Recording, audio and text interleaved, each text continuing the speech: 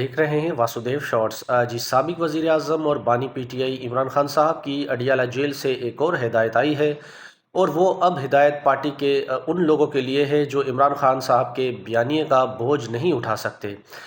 मामला कुछ यूं है कि इमरान खान साहब जो अपना एक्स पर यानी ट्विटर पर पैगाम जारी करते हैं, तो कुछ रहनुमा ऐसे हैं जो इमरान खान के बयानिए को नहीं उठा सकते और उसको ट्वीट को जो है वो रीपोस्ट नहीं करते या उसको आगे नहीं बढ़ाते।